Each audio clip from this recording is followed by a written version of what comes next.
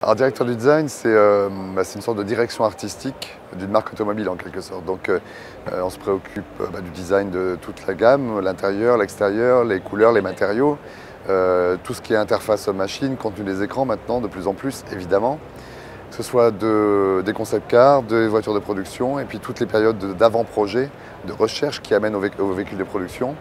Et puis maintenant on étend même un peu plus, on va dire, l'influence DA, direction artistique, à tout ce qui peut avoir la visibilité du public par rapport à une marque.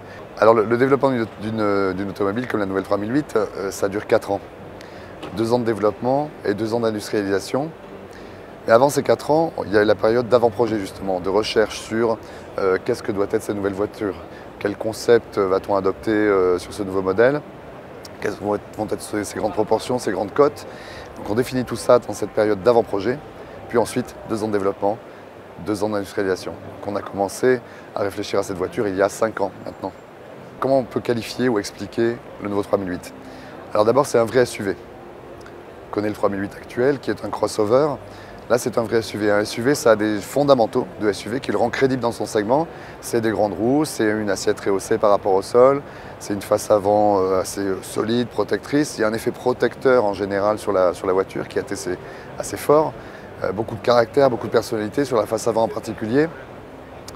Mais au-delà de ça, il y a aussi des valeurs plus chères à Peugeot, des valeurs d'élégance et puis des valeurs d'efficience. On a des moteurs très efficients, une mécanique très efficiente dans la voiture, mais on a envie que ça se traduise à travers le design de la voiture. Et c'est la raison pour laquelle on a des lignes sur cette voiture qui sont assez fluides ou des éléments graphiques qui sont très alignés.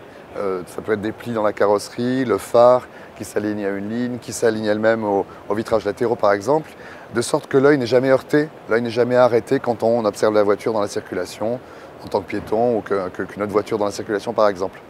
Donc voilà comment on atteint, disons, des notions d'élégance ou d'efficience dans le design, dans les formes de la voiture. Alors ça, c'est un point un peu saillant, disons, dans l'univers des SUV. Et le plus important, c'est ce qui se passe à l'intérieur. Et là, vraiment, il se passe des choses assez extraordinaires avec le iCockpit qu'on connaît déjà depuis un certain temps chez Peugeot, 208, 2008, 308, et maintenant, nouvelle génération avec une dalle 12 pouces à la place des instruments, tout type.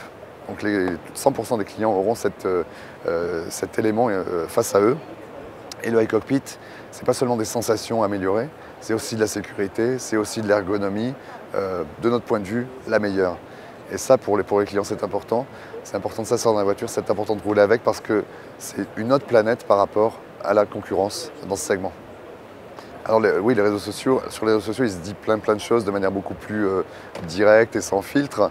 Alors après, il faut se méfier de ça aussi, et puis il faut faire une sorte de... il faut dézoomer tout ça pour comprendre des grandes tendances ou des infos qui ont de la valeur, hein, essayer d'extraire des infos qui ont de la valeur. Mais oui, on utilise beaucoup les réseaux sociaux, que ce soit Facebook ou Twitter. Moi-même, j'ai un compte Instagram officiel. Et donc, il y a beaucoup de discussions qui peuvent s'installer quant à un nouveau modèle, la raison pour laquelle on a fait ci ou ça. Et il peut y avoir des discussions assez instructives qui sortent de tout ça.